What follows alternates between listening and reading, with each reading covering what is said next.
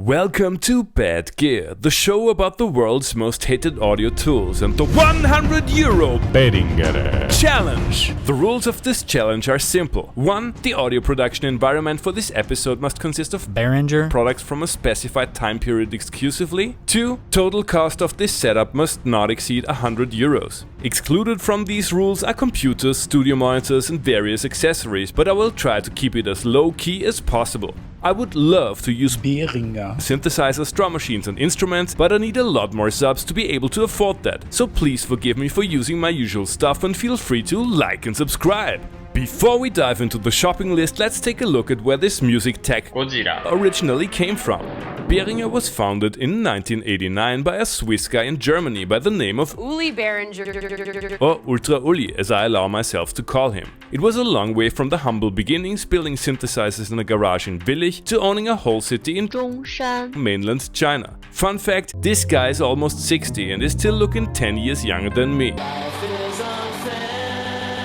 There is a lot to like when it comes to product quality, since Behringer upped the game by acquiring top-notch brands like Midas, TC or Clark.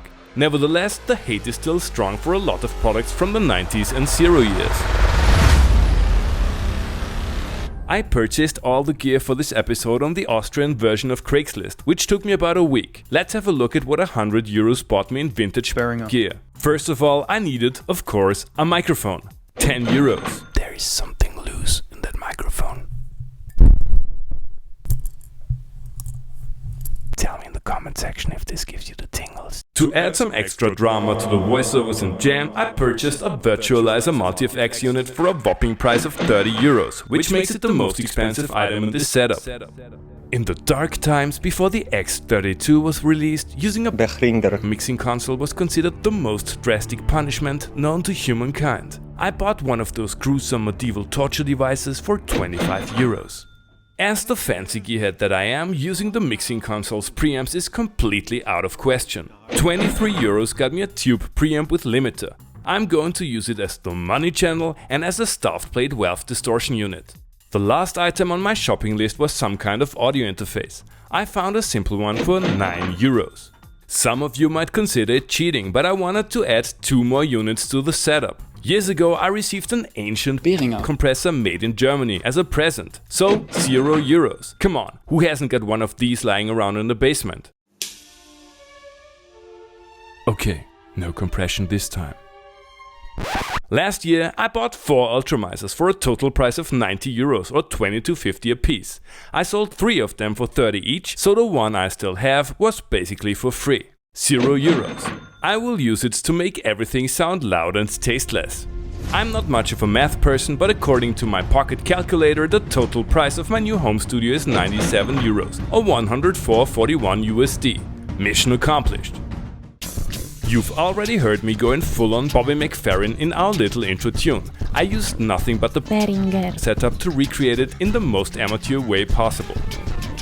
I wanna know if our little setup is any good for DAW-less jams. Let's have some fun with the Virtualizer's effects and the tube preamps limiter on 11.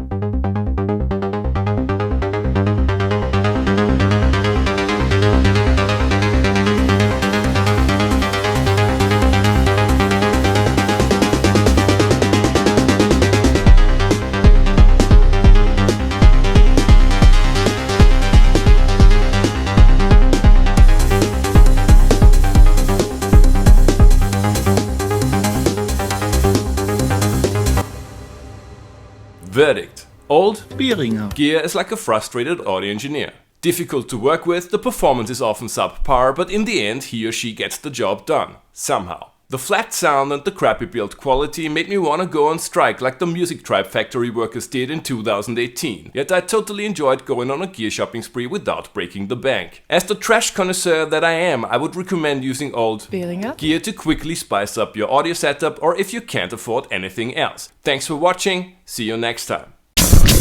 If you enjoyed this episode, feel free to like and subscribe, and don't forget to tell me in the comment section what other kind of bad gear you would like to see and hear on the show.